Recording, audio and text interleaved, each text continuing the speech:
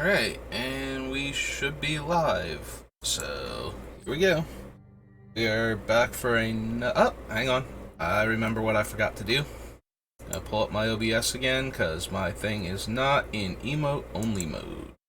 And since I cannot see my screen while I am playing, I can't see my OBS setup like this while I'm actively playing, we have to switch to emote-only mode, so that way nobody comes in and starts acting like a fool in my chat, and I violate terms of service by not, reprimanding them inappropriate, with an appropriate amount of time for when they start acting up. And since I'm still new and have no mods that can handle that for me, that's just how we have to do. But we're back for another draft of Baldur's Gate. Spent all of our gold yesterday, so gems today. And let's see how long it takes to get in. Fairly quickly.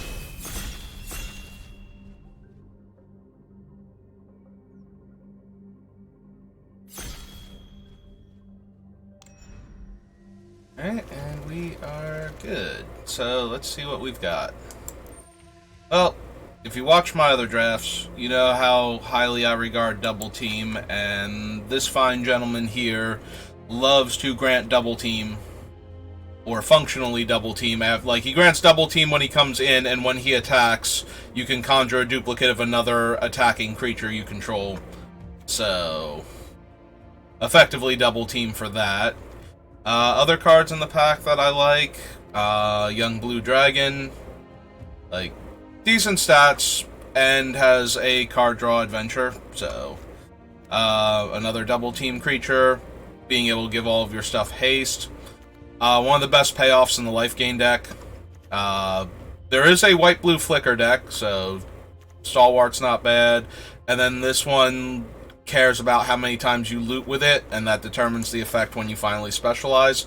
And there's also Blessed Hippogriff, who has a very good combat trick. Alright, this is a commander card that got reprinted, I think. So, you may look at the top card of your library at any time. You may cast Cleric, Rogue, Warrior, and Wizard spells from the top of your library. At the beginning of combat on your turn, if you have a full party, put a +1/+1 counter on each creature you control, and those creatures gain Death Touch. And she is a baseline 3-mana 3/3. He is a human noble soldier. I was waiting for him to be a warrior so that taking this one would be, way more reasonable of a life decision than not. We are getting her very early. It is entirely possible.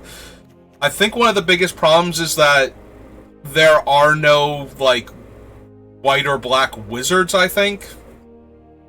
And there are very few warriors in those colors, I think. So we would have to branch out into a third color to get her full party ability. But she does let you cast creature spells off the top of your deck. Like, if we take this guy, we can put him in the deck and we'd be able to cast him. This is a warrior, so she'd be able to cast him off the top of the deck. Yeah, there's lots of potential spells. Elf Spider. Unfortunately, the Drider doesn't get one of the important creature types here. What do we want, though? We have 2 3-drops. I am inclined toward Shamblegast. I do like Shamblegast a lot. It gums up the ground and is a good... So it's a good early play. And when it dies, you're usually either trading up in quality of creature, getting a 2-for-1, or accelerating, your board state by getting the treasure off of it. This pack has no cards that I'm interested in, but I do want to play Alder and Nalia right now. So I'm okay to take a Prophetic Prism this early. We could also take the Warcaller. It has none of the relevant creature types for Nalia, which is going to make me sad if that continues to be a trend of the creatures that I take. But it does allow for more aggressive starts. So, take that. That's a rogue, but that's branching into a third color. Sewer Plague has been one of the most consistent removal spells. This one is almost better than, what's its name, the 2 black and 2? I think I might have mentioned this last draft, the Grim Bounty. As powerful as Grim Bounty is, and Grim Bounty is very powerful, the fact that this one only requires 1 black and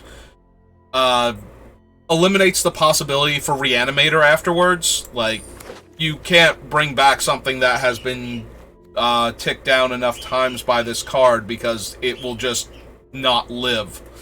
Like, it's perpetual, so the creature just stays dead forever, and that's one of the more obnoxious things about Alchemy, but also if you're going to be playing in Alchemy, you need to be aware of the fact that, you know, some things are perpetual, and you just grind card advantage that way. Alright, I'm seeing a lot more good red and black spells than I am anything I'm interested in white. Like, I would take this whole pack, I think, basically, for these 4 cards, and be happy with it. So we've done the grab and stab deck like 2 times now. I'm inclined to either take the removal or the gate. But if we keep seeing the good cards that interact with those 2, like the sacrifice outlets and the ways to grab creatures, the one way to grab creatures, might want to consider that. In the meantime, though, I'm content to take another double team creature. Ooh, 2 of them I'm less confident in. Like, the first one is fine as a 5-drop and a warrior, so if she makes it into our deck, we can cast this off the top of our deck. 2 of them is a bit iffy, though, as 5-drops with only 2 toughness.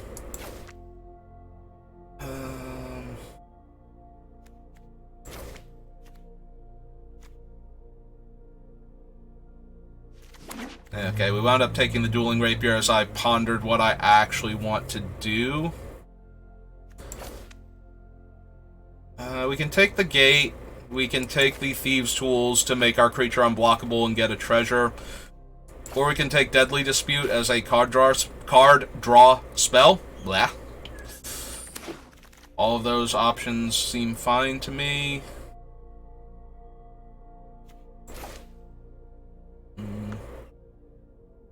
Drider is okay. Drider not having Menace itself makes it hard for it to get through, which is intentional. They did not want you to just be able to connect with Drider once and then have it be an absolute misery for the opponent for the rest of the game. Otherwise, it would have made Drider maybe a rare or more expensive card. Oh, look, it's Basilisk Collar again. Basilisk Collar, Kalain, Sewer Plague, all cards I would very happily take. Another giant Fire Beetles. We're going to take Basilisk Collar. If you saw my draft with Basilisk Collar, you know that this thing just, until it got killed, it basically controlled the board the entire time. And when my opponent had one and had a bunch of creatures, also bad times for me, so... What does our creature count look like? I'm getting ready to take another removal spell, but we have, like, no 2-drop creatures. I'm going to take the Dragon's Fire because it's very efficient, and get past this big dumb dragon. Alright, big dumb dragon, come get in my pile. Okay.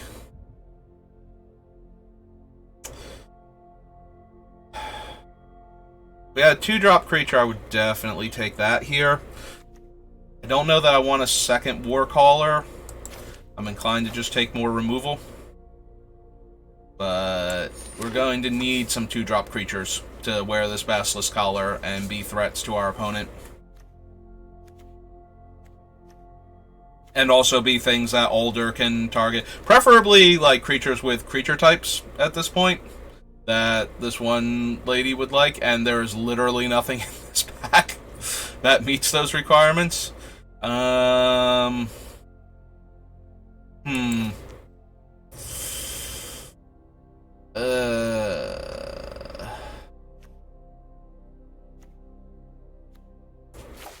Hey, I'm gonna put this in our sideboard real quick.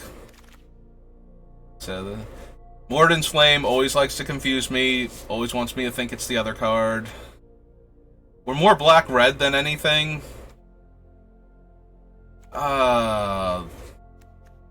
This is... We have enough creature removal. We're going to take the Imp. We have enough creature removal that I don't think we need the borrow your creature and turn it on you type thing, but... The white feels more like a splash, and that's unfortunate because all of the 2-drops we're seeing are white. I don't know that I want a third one of those. I'm going to take the creature. This mana base might get a little rough, so... No, not the 6-drop. Give me another 3-drop. The Sewer Plague Wheel. Okay, and we already have 2 beetles. It is a 2-drop, but it's never a 2-drop. Like, we're not going to be able to cast this on turn 2 with any kind of,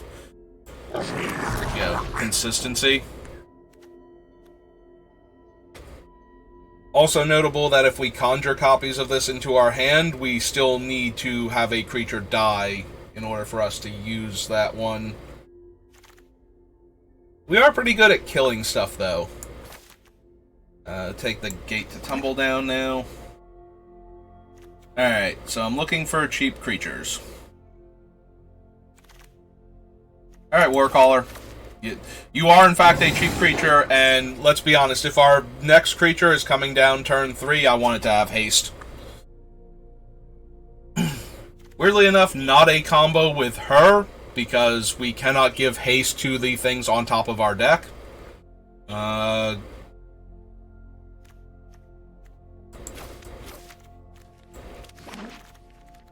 Alright, let's see what the last pack has for us. I might have train wrecked this draft and we get past we open Horn of Valhalla. Because when I have a red-black deck splashing white, the thing I want is one of the bombiest white cards that requires double white in the set.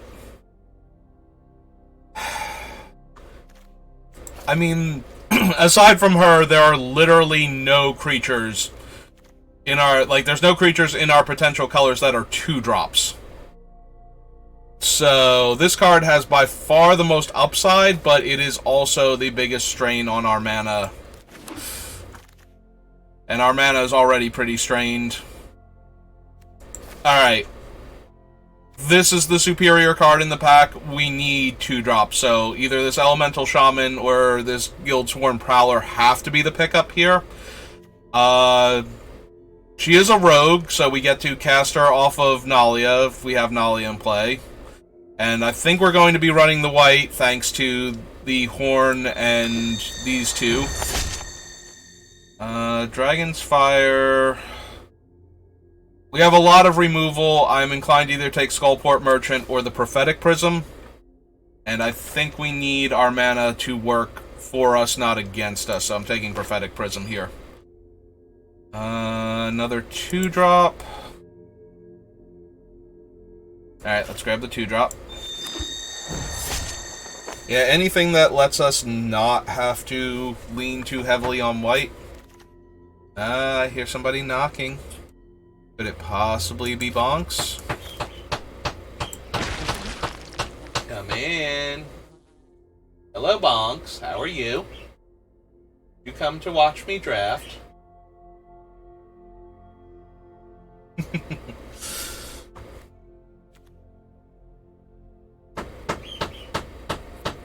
Did you want to say hi to the internet? Yeah, you're going to whisper over there in the corner. The noise gate won't hear you if you're whispering over in the corner. You actually have to speak up.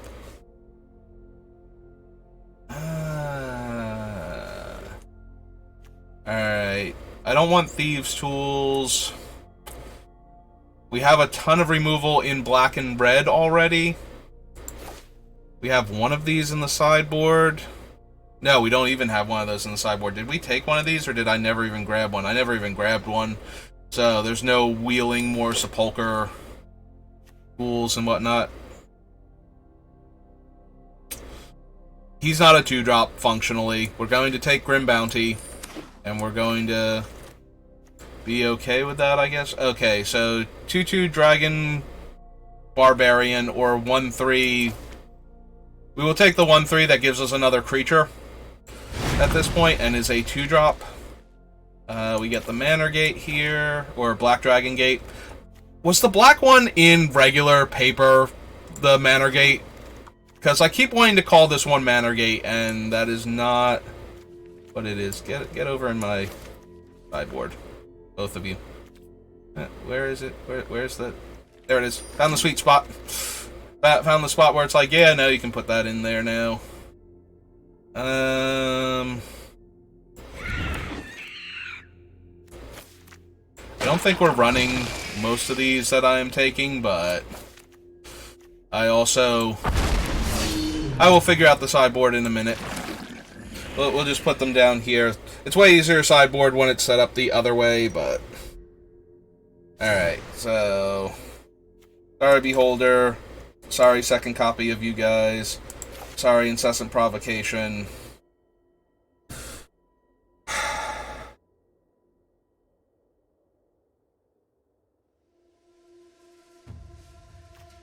Alright, I think we got there on 2-drops. That we don't need those. So the question now becomes, if we ditch the white entirely, is our deck better for having more consistent mana?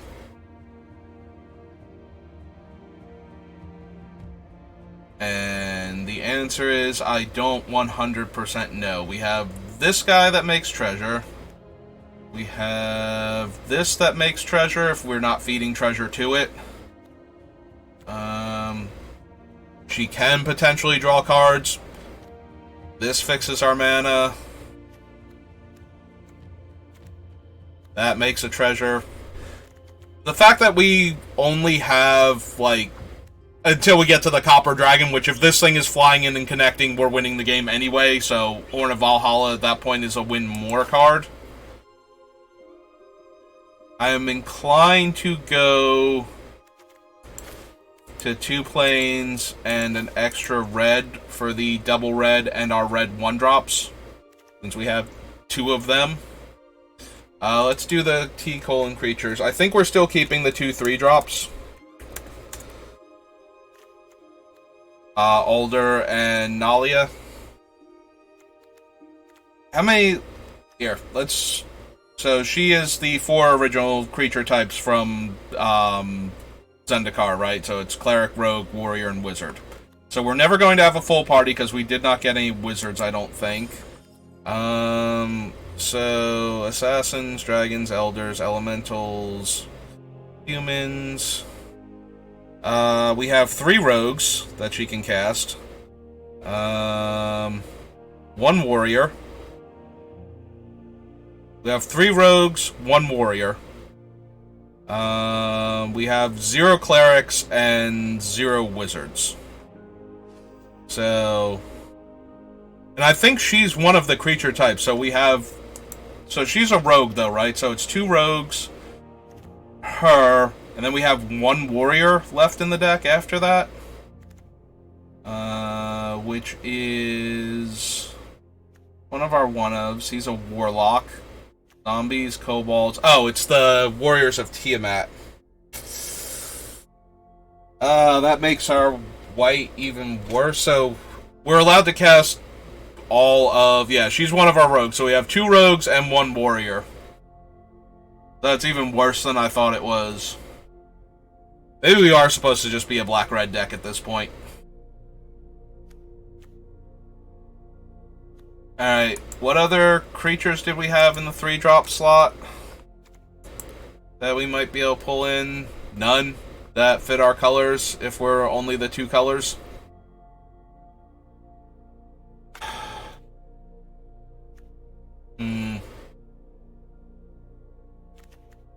Human Soldier, Tiefling Warrior.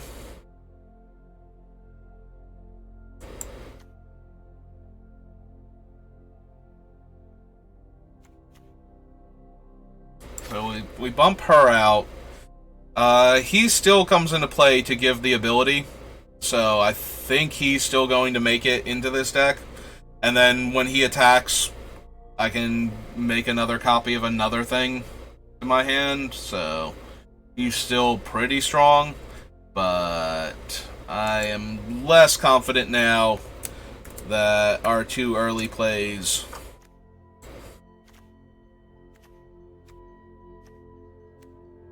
our 2 3-drop creature, our 2 3-mana 3/3s that could get us value. One of them barely gets us anything, and the other one does get us the value that he's supposed to, but if we took him out, we can take out Prophetic Prism. Our mana gets prettier as we go up to 7 and 8.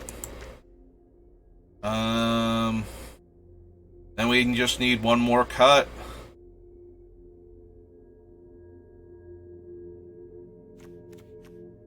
The problem with this deck is that we are going to get stonewalled super hard by like 1/3s and 2/3s for a lot of this. Like, our creatures do not attack well into large ground creatures. We got 2 Menace dudes, eventually a Menace dude, 2 Death Touchers. He's going to trade with stuff. Like, I don't feel like we have the best deck. And then we've got, like, our 1 Doomsday Dragon at the top end. We do have Basilisk Collar, which can allow our smaller creatures to attack more comfortably into stuff. Since it becomes a trade instead of an eat. And we do have a fair amount of removal. Alright. Do we need the Duelist Rapier just to not get stonewalled by stuff? Let's get rid of that again. And back. If we leave the Duelist Rapier in, what do we take out?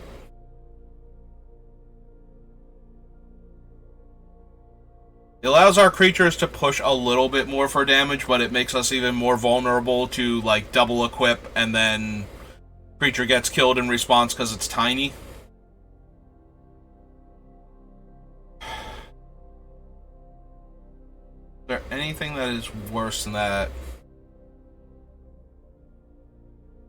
We are looking to be an aggro deck. We might just want to cut Deadly Dispute.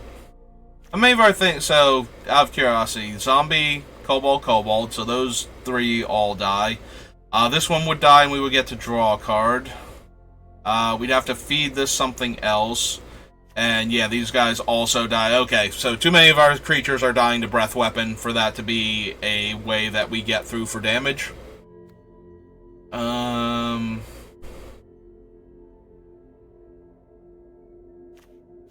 I'm wondering if we drop the Deadly Dispute and slide in the Dueling Rapier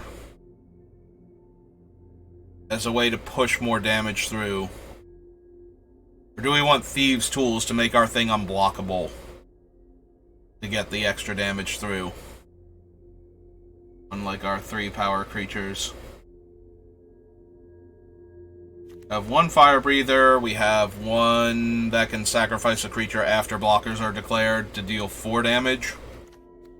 And the rest are either already hard to block or are too big. Yeah, putting on the 1/1, dealing 1 unchecked damage only helps if we're, holding them off somehow. It's not helping us race if we get out to a fast start and then try to clock them at the end.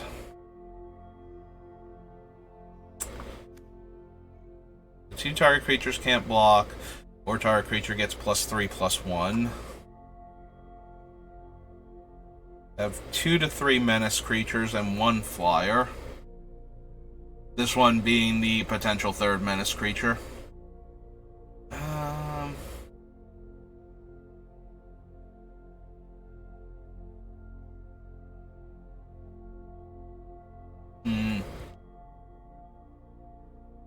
Is it possible we don't want Shamblegast in the 1-drop slot? We do still have a bunch of 2s in black, like only one of our actual early creatures. That's true, only one of our actual early creatures is in red. It does prefer red mana, if we can kind of keep it even. But our 1-drops are both. And I do want to make sure I can cast them on turn 1, so that way we can start you know, super aggro if possible.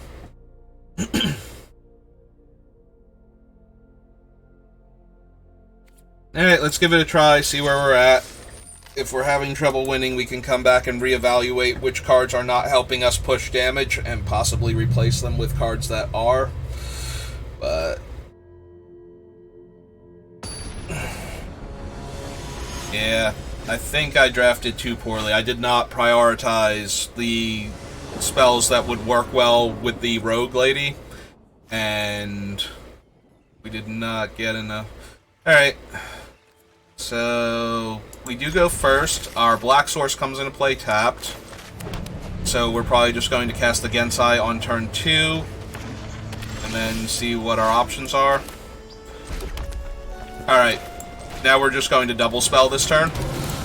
Play our 2 1/1s. We'll give the Gensai haste and then cast them and play the gate to tumble down. So we're going to tap this. Give this haste. Cast it.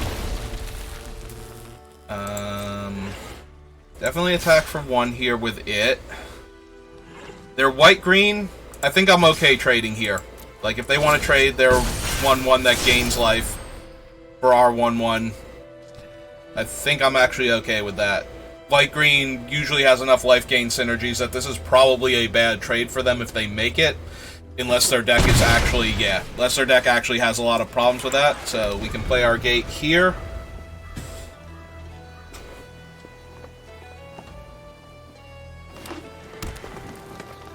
So we'll be able to cast the other guy. Yeah. So that's now a 4/3, so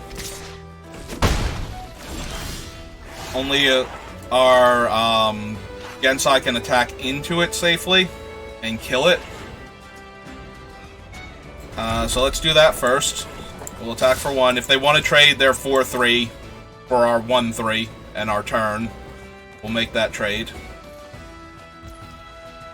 Alright, we'll activate the ability once, deal them an extra damage, and play out our second Gensai. Alright, and pass the turn.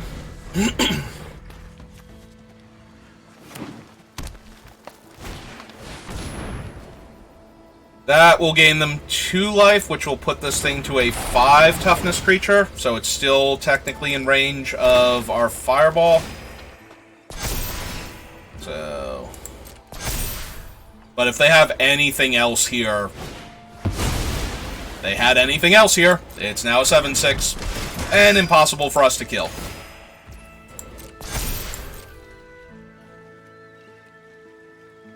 I assume they're going to attack with it. Yep. Alright, well, unfortunate. We're going to need one of our spells now that can kill a much larger creature. We will take that out, though, so that they stop gaining life as quickly. Alright, so that can actually kill the Pegasus, or Unicorn.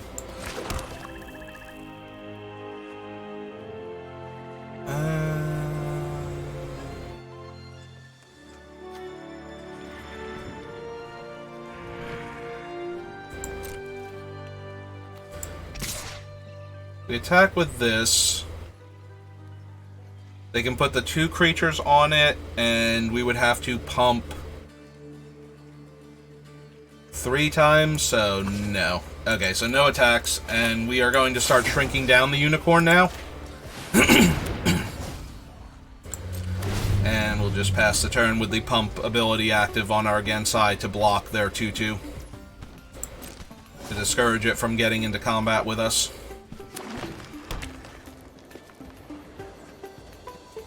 So, yes, they still have the 4/3, but the 4/3 is going to keep shrinking if they can't gain life every turn. Alright.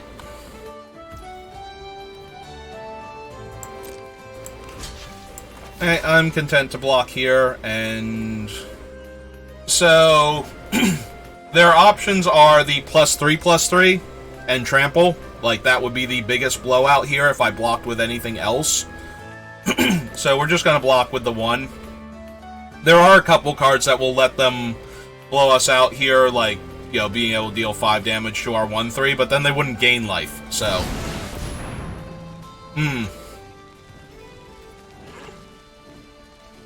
Alright. So, now they're definitely killing our guy, so let that happen. Unicorn goes back up 1. And they're going to have a 7/6 that they can cast next turn, which is out of range of our fireballs again. Alright, we will smite the 4/4 lifelinker while it's vulnerable.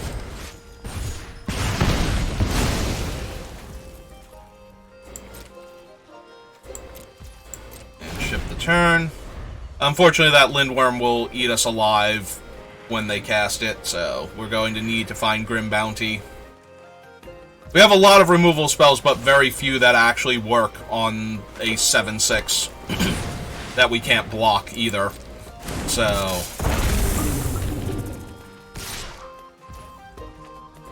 Alright, we're going to take the 3.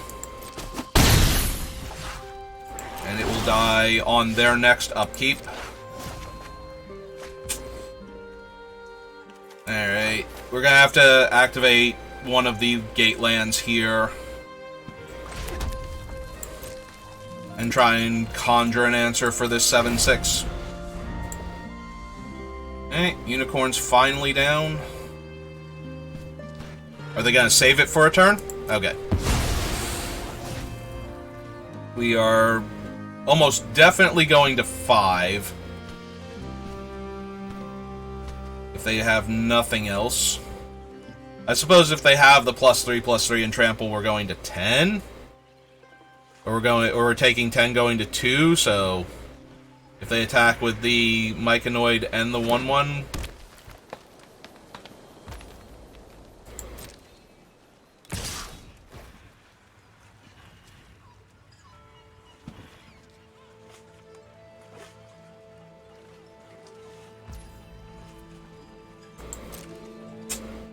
Yep, we can't block and activate, so we're just taking 7 here. They are down to 2 cards in their hand. Okay, 1 card in their hand. So if we can kill the Lindworm, there's a very real chance we still win this game. We will activate the Black Gate, because we have less black mana to work with. Farius Imp is not what we needed. Nor is another mountain. So we need to be able to pump the Lindworm. We can pump it 3 times, getting it to 4 power. We need to pump it at least twice, so... If we pump it twice, that leaves us 3 mana left over. So the 3 mana is not helping us much. Black... in 1, 2. So we will cast out the Imp, because we are going to lose our Gensai to blocking the 7/6 if we're allowed to go to blocks. And we are passing the turn. We need to be able to pump the Gensai twice in order to chump block the worm and get a scry out of it. So, we're not in a great place. We are probably going to lose this game. Yeah, that Unicorn was too big to start with, and we had to use these. If we had been able to Faraday's Fireball the Unicorn and had the Plague for the Lindworm, we might have been able to win this, but we did not. So, alright. We have to do this now. So... auto pay, and we will activate it again, auto pay, and resolve. And if they have anything that kills the rabble in response, yep, that'll do it. Alright, you got it. So yeah, we need them to not have anything on top of us getting lucky, so that seemed highly unlikely.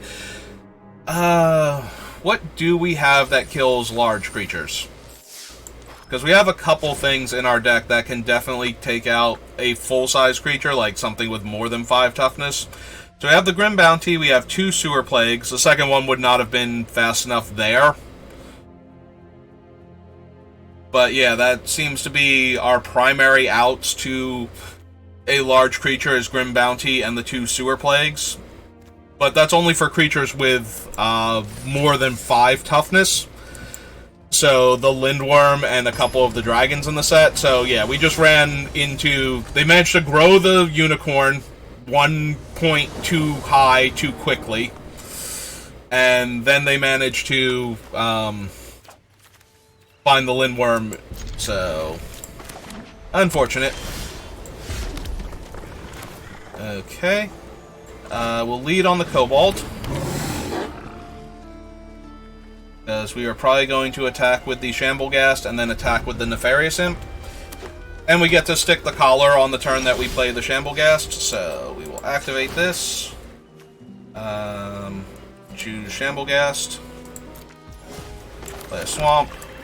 Summon the Shamblegast. We are playing against white-green again. Alright. Well.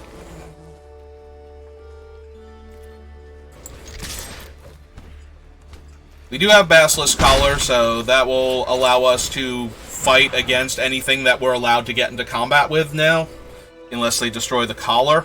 So it does keep giving them priority, so they have an instant they can cast here. It could be the Patriarch's Scorn in white, since we have a creature.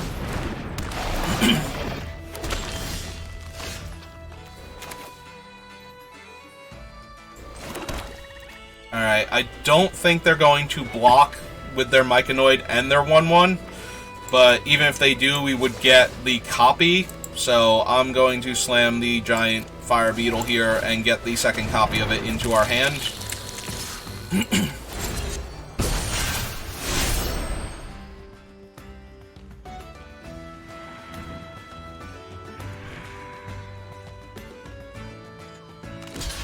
Oh, they did block. Okay, I am very content killing their Mana Dork here. And effectively not trading a card there, since we got a copy of the Giant Fire Beetle back. I was not expecting them to block, though.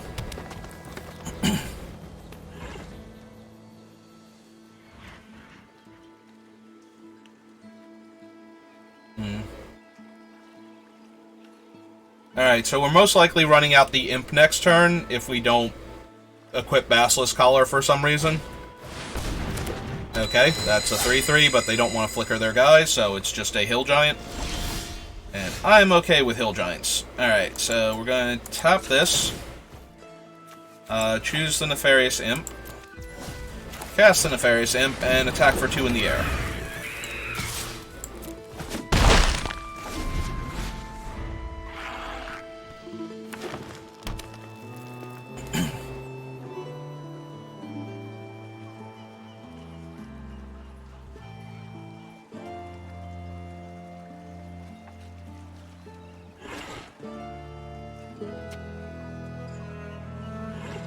I hope we draw a land next turn. I would like to cast Sepulchre Ghoul and equip the collar to the Imp so that we can start draining them when we attack.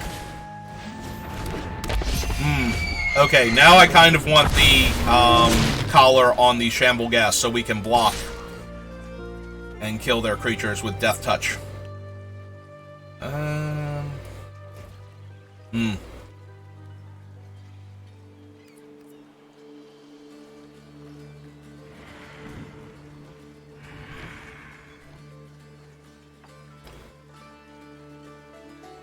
I'm going to take the 3 here, and we are going to cast Sepulchre Ghoul.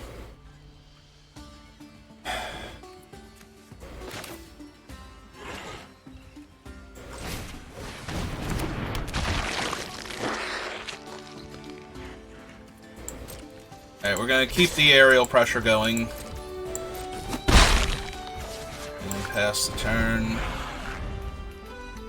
We will be able to pump the Ghoul to a 4/4.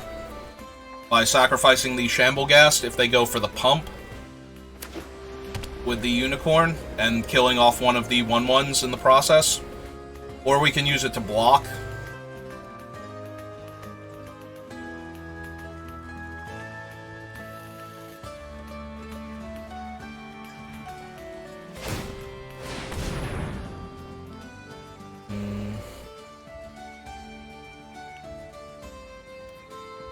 Actually, I like the blocking better, because now if they attack, we can actually eat one of their 4/4s.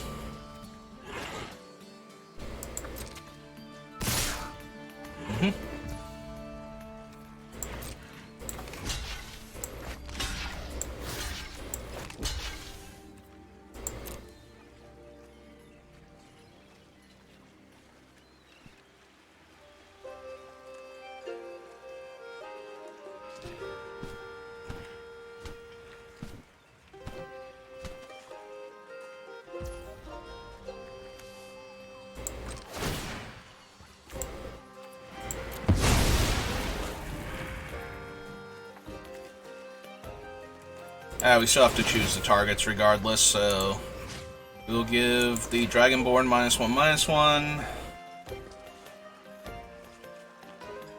Get our Scry.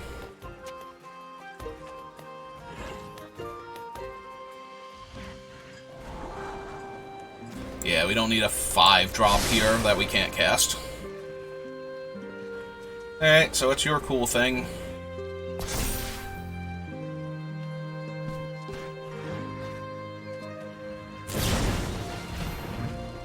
Okay. Alright, so we take 6. Alright, we're gonna tap this to give haste to one of the creatures in our hand. We are gonna die from this mana constriction.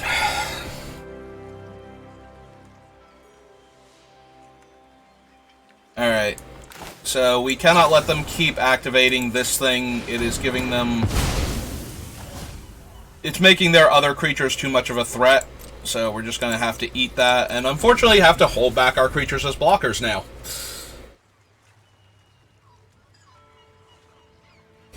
Because we do not have the mana to cast our spells and activate our equipment. Yeah, this being stuck on 3 mana is going to get us killed here. They are out of spells, but their threats on the table are enough to... Yeah, we're going to get killed here. If the last card in their hand is a trick, we're just going to die. So... If they spend the turn casting the Hippogriff and just pass, though, then we can kill the Hippogriff and their attacks on the ground continue to be bad.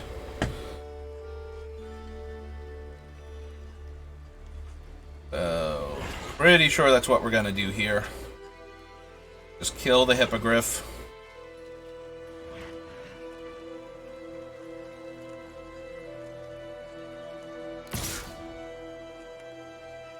Yeah?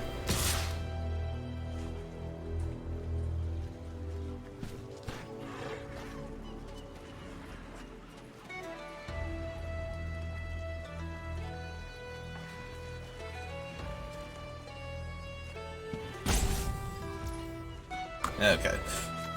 So we will activate this, give the Grim Wanderer haste, and go to my turn. And we still can't double spell because this guy needs red mana and we need to kill the stupid 2/3. Alright, we're going to kill the 2/3 with the burn spell since this will leave us the Sewer Plague to deal with better creatures. But yeah, that's frustrating. Alright.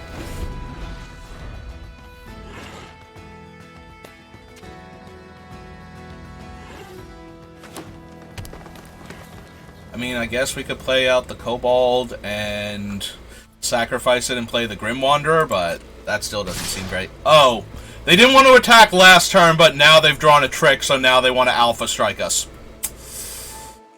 Okay.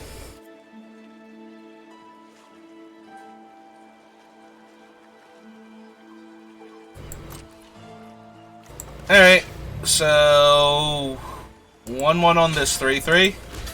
2/2 on this 3/3.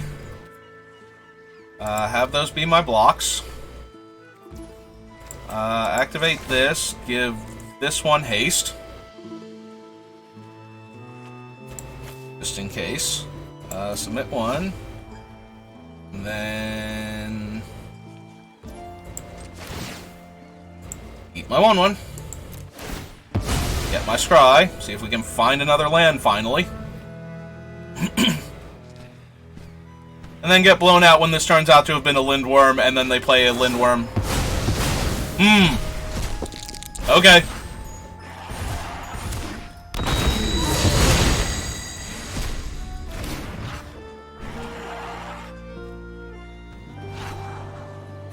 Nope, do not need that on this board. So how big is their Dragonborn now? It's down to a 2/2. Huh. Oh, because they didn't have the Icewind Stalwart in play, so it had to enter with only 2 counters on it. Okay. And now they're going to flicker it and have it come back as a 3/3 again. Okay. Alright.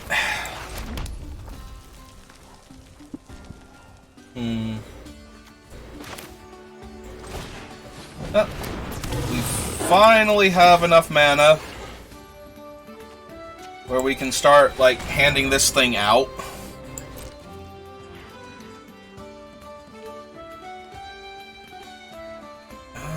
Do we want to attack for 2? How bad is that if they kill... if they kill the 1/1, then we would have a 4/4.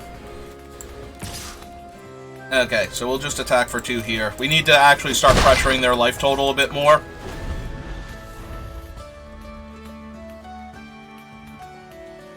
Like, if they kill Sepulchre Ghoul, we still have a 1/1 Death Touch. If they kill the 1/1 Death Touch, we can still feed it to Sepulchre Ghoul.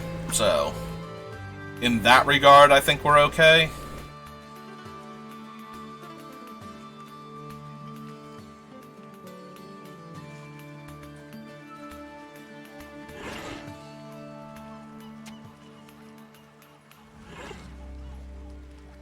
Yeah, Lael's acrobatics only being a kill your 1/1, deal you 2 damage, seems kind of underwhelming, not gonna lie.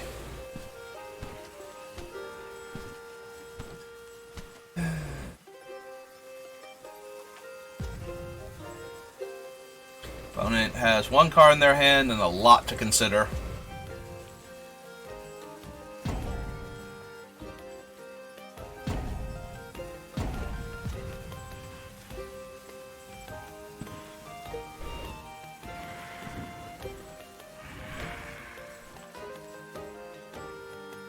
It's okay, opponent. We'll wait for you. So in case you're wondering why the Dragonborn... okay, they're going to pass finally. So the Dragonborn comes into play with power equal to the highest power among creatures in play and in your field and... yeah, on your field and in your graveyard. So since the Stalwart was not in play, it was coming into play at the same time as the Ambitious Dragonborn. And the Dragonborn has to enter with counters or it would just die to state-based effects before its ability would resolve. If it was like, when this comes into play, put this many counters on it, but it's a base 0/0. It would instantly die that way. So it has to, the creature has to already be in play or already in the graveyard. Alright, so... gonna go to blockers. We will block... we'll block the dragon. And we will throw the 2/2 on the 1/1 and see what they do. Like, we can still eat our other creature if need be. If this is a particularly good combat trick that's going to blow us out. Conjure a card named Naturalize to their hand. So they're going to conjure Naturalize and destroy our Basilisk Collar here. Alright. Unfortunate, but it happens.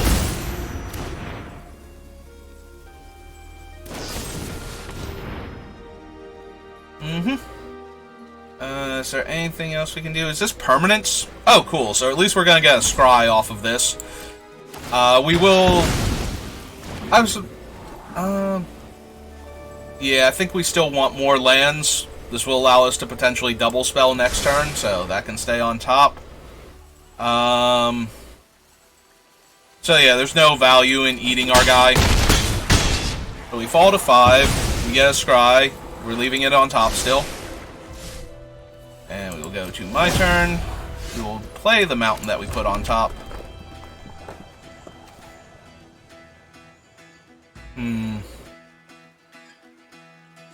We might need to Sewer Plague is the thing. And eat our own imp to kill the 2 3/3s. Alright, so if we're going to do that, then we also get to ambush with Grim Wanderer. Potentially.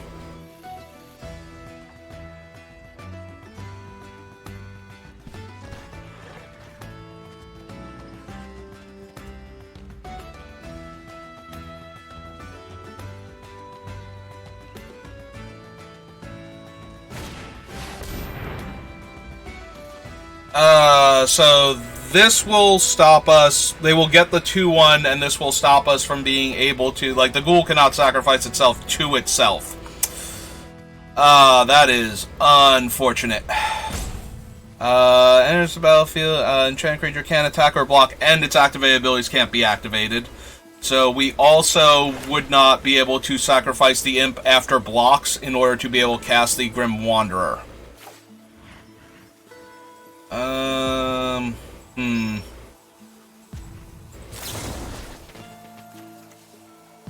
Alright, let's start by hitting that.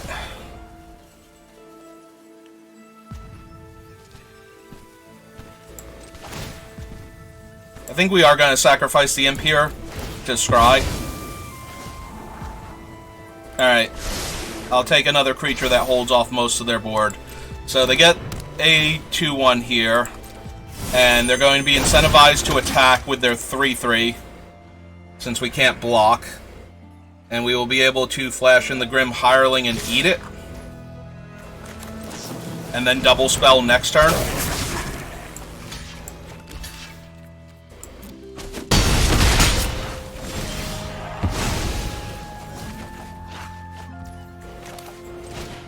We'll cast the Gensai. We'll cast the 2/2. So now the Gensai can eat the 2-1, so the 2-1 attacking is not great for them anymore unless they do another trick, in which case we're probably just dead. Gee, I wonder what the odds that we're just dead here are.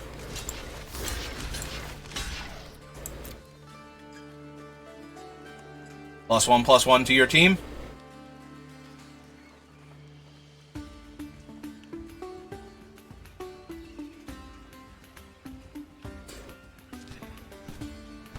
Please tell me we misplayed here and that was a terrible attack. Ah, nope. And they have a Lindworm now. Yeah, sure. Okay. Whatever. And we drew a land. So we're just dead. Okay, cool. Well, we tried.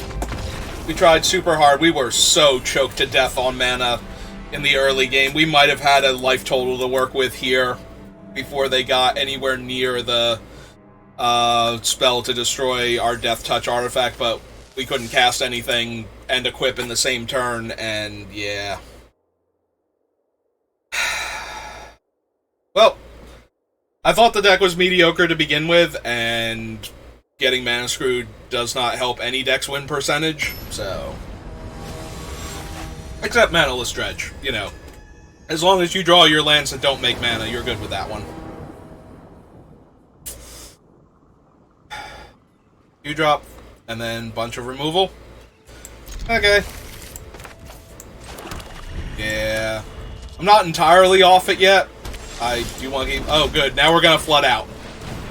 We have no flood insurance, because I did not get any of the 4-mana discard. So our flood insurance is our big dragon, basically. Like, that's what we get to do if we draw infinite lands. Alright, more removal spells, more better. Let's start tracking in for 2. Yeah, unfortunately we do not have a lot of card draw, so... Alright, well on the bright side we have a ghoul, so... in our deck, that we can sack that too and then draw a card since it won't be blocking when we sacrifice it.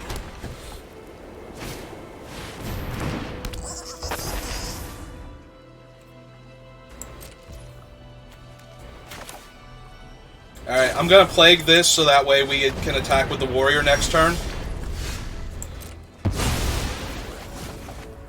because I think we just need to push some damage here. Like, we have a ton of mana to work with, so let's take advantage of that mana and cast our... We drew, like, our best spells if we were going to draw, like, 5 land in the first, like, you know, like the top 10 cards of our deck, half of them are land. These are the spells we need then. Because now they don't have great blocks, like, what are they going to do, play their 3/3 out?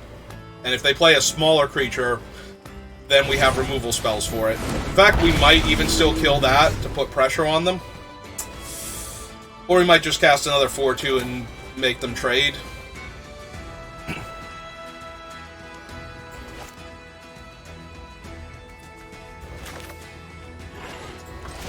Let's put more pressure on them. Hopefully, well, we will deal them 2 damage. We didn't even deal ourselves 2 damage, so that's good. We get in for 4, that brings them to 8. We have 8 power worth of haste creatures that they know about. If we can draw a land next turn so we can play the Beetle and the Sewer Plague on, like, a decent-sized blocker so it doesn't kill our stuff, I think we'll have this one. Or just to play the Copper Dragon out. I think either of those will put enough pressure on the opponent. They're going to exile our 4/2 and then have a 4/2.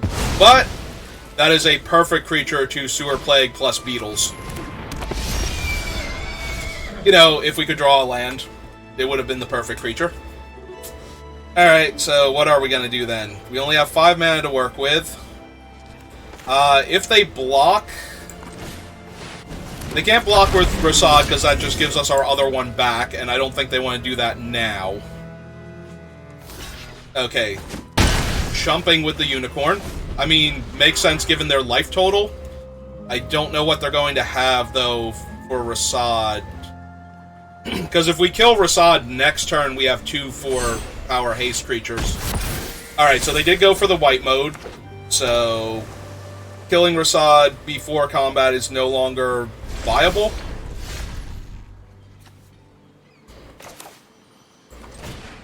Alright, we're going to play the Warcaller and the Giant Fire Beetles. So that way if we hit a land, we just have a flying haste creature and a menace creature. And a 4-power creature. And we're just going to try to kill them that way. Alright. So unless they kept a land in their hand, they're going to have... Well, they're going to have 2 spells anyway, but... They can only get spells off of this, so there's no land to put back unless they had one in their hand. So, 2 spells in a draw step. Q4 is a decent blocker. Double top. Always a good sign.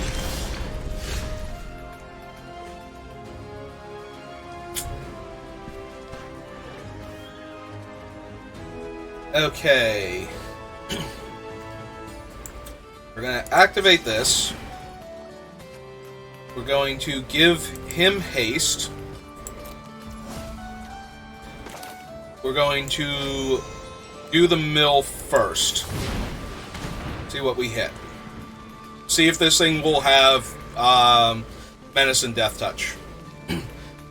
It's giving them priority. They're going to undersimplify the spell half of him.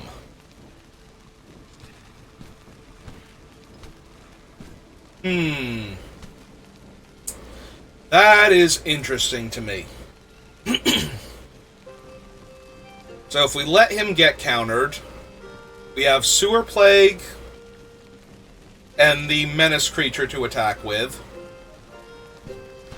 Alright, we're going to let him get countered.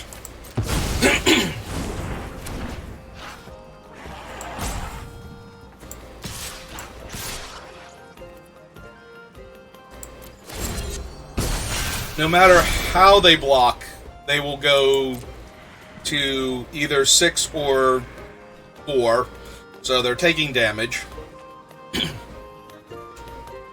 And we can cast out the other Giant Fire Beetle this turn. They are choosing to go to 4.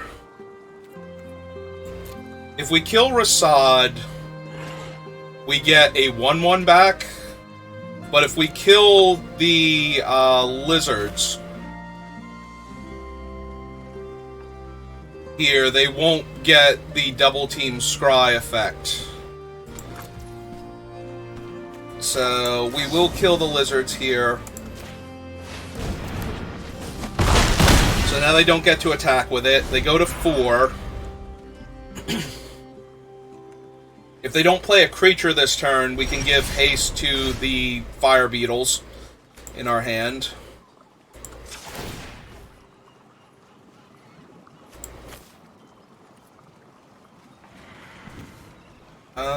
No, let's give it to the Nefarious Imp. And cast the Nefarious Imp, because they do have to answer the Imp also. And this way they will block with Rasad, in theory, and we will get a scry out of it. Oh. I'm foolish, and I'm going to attempt to win the game before they get to declare blockers. Because this is a dragon that we have in play. So we're going to target that, we're going to choose the dragon, and we're just going to try and win the game here. I'm going to unpunt real quick, if I may.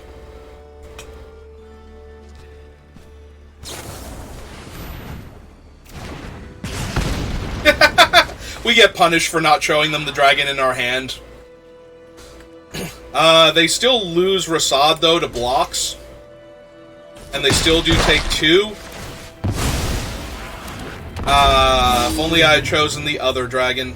Alright, we will leave the fire-breathing creature on top. We should still win this game, but we almost lost it due to that, and that's kind of sad to me. Alright, so...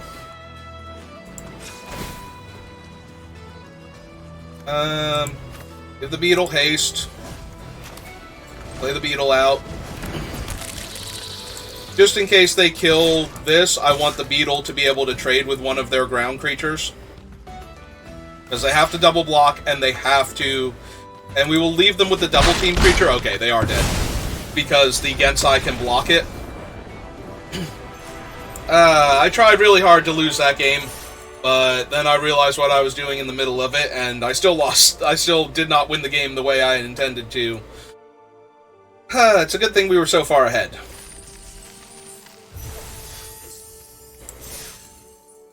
Oh, that is our first win with this deck. Right, we have 2 losses and 1 win.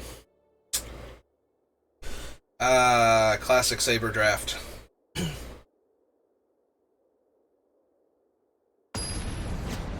Yeah, I think I said at the end of the draft from yesterday that we had 4 wins, but I'm questioning that afterwards. Like, did I actually have 4 wins, or did I only have 3 wins? 2-drop removal spell, Balmy Creature... Opponent goes first.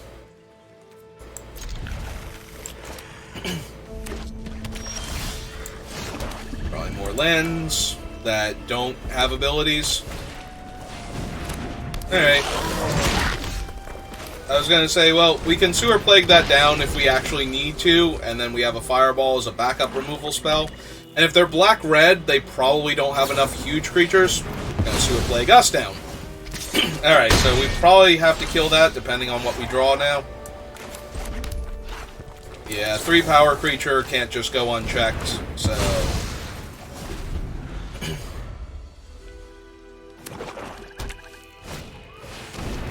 Ooh, she's very good, and we are going to have to Fireball her. The Mighty Dueling Raven. Well, at least we're going to get to cast our dragon after this Fireball. So, also we have not given them any targets for their cool Amber. Although it does mean if they don't discard their hand here that they like all the cards in their hand. Yeah, unfortunate. Gensai's bad for us. That's 2 creatures, and our dragon only blocks 1 of them. And we're drawing infinite lands that don't have abilities. Alright, well, let's kill Amber. Oh, do they have... I was going to say, do they have... What's its name? The perfect time for us to take 2 damage when we're losing. By a lot. Alright. Yeah, no, this is great. Our big dragon's going to be on blocking duty. That's where we want our Giant Doomsday Dragon. Well, I hope you've enjoyed this draft, because it's going to be over very soon. Because one removal spell here basically ends the game.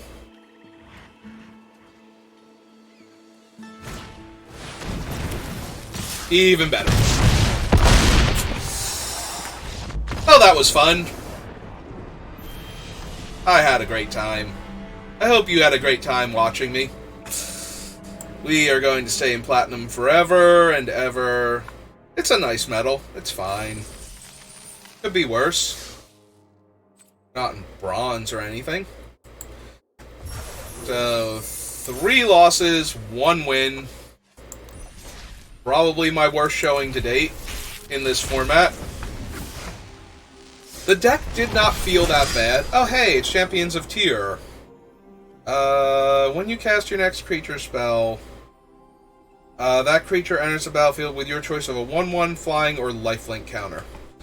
Okay, because this is one of the 2 cards that I currently do not own in the entire, like the Battle Angels of Tyr, the one that are actually in the Baldur's Gate set, that and Jetmir, weirdly enough, Nexus of Revels, like the actual Jetmir, big fat cat with his heterochroma going on, are the only 2 cards I currently do not have and have not ordered yet.